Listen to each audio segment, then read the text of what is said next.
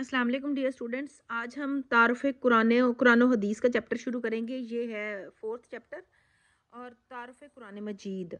तो इसमें सबसे पहले कुरान मजीद की तारीफ आ जाती है। कुरान मजीद अल्लाह ताला की आखिरी किताब है जो आखिरी पैगंबर हज़रत मोहम्मद सल्लल्लाहु अलैहि वसल्लम पर 23 साल की मुद्दत में आहिस्ता आहिस्ता हालात तो ज़रूरत के पेश नज़र नाजल हुई। ये नहायत ही पाकीज़ा और मुकद्दस किताब है जिसमें सब इंसानों के लिए हिदायत का पैगाम है। कुरान के अलावा भी चंद दीगर आसमानी किताबें हैं जो पहले ज़माने में रसूलों पर नाजिल हुई, मसलन तौरात, ज़बूर और इंजील। इसके अलावा सहीफ़े भी हैं जो दूसरे अंबिया पर नाजिल हुए। सब आसमानी किताबों में बुनियादी तालीमात मसलन तौहीद, शिर्क, अखलाक व इबादात से मुतल्लक अहकामात मुश्तरक रहे हैं। यानी जितनी भी आसमानी किताबें नाजिल हुई हैं उनमें जो मेन असल था वो तौहीद, शिर्क, अखलाक व इबादात। यानी तालीमात क्या थी? तौहीद, शिर्क और अखलाक व इबादात जो हैं वो सेम, एक जैसी, मुश्तरक हैं, सब में एक जैसी हैं। मगर वो तमाम साहबका किताबें एक ख़ास दौर के लिए थी, लेकिन ये था कि वो उस एक ख़ास वक्त के लिए वो किताबें थी।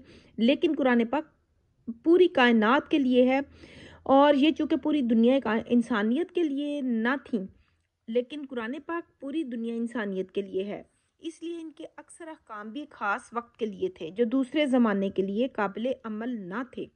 मगर कुरान मजीद एक ऐसी जामे किताब है जो ज़िंदगी के हर शोबे में रहनुमाई करती है। कुरान पाक एक ऐसी किताब है जो ज़िंदगी का कोई भी शोबा हो हम उसमें उससे रहनुमाई हासिल कर सकते हैं, और उसकी ये रहनुमाई किसी ख़ास वक्त और कौम के लिए नहीं बल्कि क़यामत तक की तमाम दुनिया इंसानियत के लिए है। कुरान मजीद हज़रत मोहम्मद सल्लल्लाहु अलैहि वसल्लम पर नाज़िल होने वाली आखिरी किताब है। इसके बाद किसी दूसरी किताब के नज़ूल की कोई गुंजाइश नहीं, किसी और किताब के नाज़िल होने की ज़रूरत बाकी नहीं। इसके बाद कुरान मजीद के अस्मा यानी उसके नाम आ जाते हैं।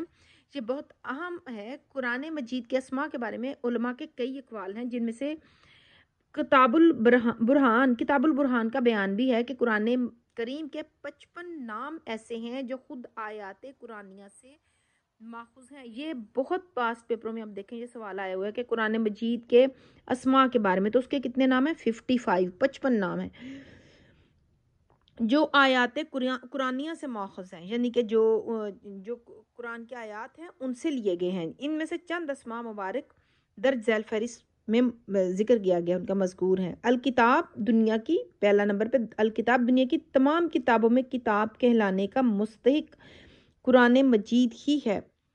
अल फुरकान, सच और झूठ में फ़र्क करने वाली किताब। नूर, रोशनी और हदायत दिखाने वाली किताब। शिफा, रूहानी शिफा और पैगाम सेहत की किताब। तज़किरा, इबरत और नसीहत का सामान रखने वाली किताब। अल इल्म, ये किताब सरापा इल्म मार्फत है, यानी कि ये एक ख़जाना है इल्म मार्फत का। अल बयान, इस किताब की हर तालीम वजाहत से पेश की जाती है।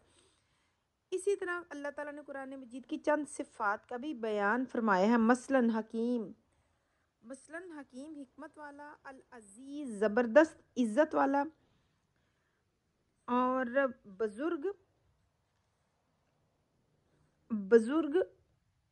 मुबारक, अच्छा जी, मजीद, बुजुर्ग, मुबीन, हदायत को वाज़े करने वाला, मुबीन यानी खुला खुला, वाज़े, मुबारक, बाबरकत, करीम, करामत और बुजुर्गी वाला। इसके बाद नेक्स्ट आ जाता है कि इस किताब की खूबियों का कोई अंदाज़ा नहीं कर सकता, इसके मज़ामीन व मतालिब की कोई हद नहीं, यानी इनके जो मीनिंग्स हैं उसकी कोई हद नहीं। कोई शख्स भी जिसके दिल में हदायत की सच्ची तड़प हो वो अपने फ़हम के मुताबिक इससे फ़ायदा उठा सकता है। अपने फ़हम यानी अपने ज़हन के मुताबिक, अपनी अक्ल के मुताबिक। अच्छा, कुरान मजीद का नज़ूल। हज़रत मोहम्मद सल्लल्लाहु अलैहि वसल्लम की उम्र जब 40 साल की थी तो आप सल्लल्लाहु अलैहि वसल्लम पर कुरान मजीद का नज़ूल शुरू हुआ। उम्र के इस हिस्से में आप ज़्यादातर तन्हाई में रहते थे। आप सल्लल्लाहु अलैहि वसल्लम इबादत की खातिर गार हिरा में तशरीफ़ ले जाते। एक बार जब आप गार में मसरूफ़ इबादत थे तो अचानक जिब्रील अमीन गार के दहाने पर तशरीफ़ लाए और कहा कि हज़रत मोहम्मद सल्लल्लाहु अलैहि वसल्लम पढ़िए। आपने फरमाया कि मैं पढ़ा लिखा नहीं। 3 बार यही सवाल जवाब होता रहा। चौथी बार जिब्रील अमीन अलैहिस्सलाम ने आप सल्लल्लाहु अलैहि वसल्लम को पकड़कर दबाया और छोड़ दिया। इसके बाद सूरत अलग की इब्तदाई 5 आयात पढ़ी। अब ये वाला एक आ सकता है क्वेश्चन कि इब्तदाई आयात कौन सी थी। ये سورۃ الق کی 5 ابتدائی آیات وہ کون سی ہیں؟ یہ اقرا بسم ربک الذی خلق خلق الانسان من علق اقرا وربک الاکرم الذی علم بالقلم علم الانسان ما لم یعلم۔ سورۃ الق کی آیات ہے ترجمہ کہ آپ اپنے رب کے نام سے پڑھیے جس نے سب کو پیدا فرمایا، اس نے انسان کو جمے ہوئے خون سے پیدا فرمایا۔ پڑھیے اور آپ کا رب بڑا کریم ہے جس نے قلم کے ذریعے سکھایا، جس نے انسان کو وہ کچھ سکھایا جو وہ نہ جانتا تھا۔ وحی کی ابتدا آپ صلی اللہ علیہ وسلم پر بوجھ ثابت ہوئی، آپ صلی اللہ علیہ وسلم پر کب کبھی طاری ہو گئی اور آپ صلی اللہ علیہ وسلم سیدھے اپنے گھر تشریف لے آئے۔ آپ صلی اللہ علیہ وسلم نے اپنی زوجہ محترمہ حضرت خدیجہ الکبریٰ کو سارا واقعہ سنایا۔ آپ صلی اللہ علیہ وسلم کی اطاعت شار زوجہ محترمہ نے آپ کو ان الفاظ میں تسلی دی، آپ کو اللہ تعالیٰ ہرگز ناکام نہ کریں گے۔ آپ رشتہ داروں کو باہم جوڑتے ہیں، آپ لوگوں کو مشکلات کا بوجھ برداشت کرتے ہیں، آپ فقیروں کو مال عطا کرتے ہیں اور مہمان نواز ہیں۔ حقیقت میں حضرت خدیجہ کے یہ الفاظ ہم سب مسلمانوں کے لیے درس کا کام دیتے ہیں۔ اگر ہم میں سے کوئی ان خوبیوں کو اختیار کرے تو اسے یقین رکھنا چاہیے کہ اللہ تعالیٰ اسے عملی زندگی میں ناکام نہیں کرے گا بلکہ اسے مشکلات سے نجات دے دے گا۔ آپ ان کو پوائنٹس کے حساب سے بھی لکھ سکتے ہیں، یہ جو بھی میں نے پڑھے ہیں۔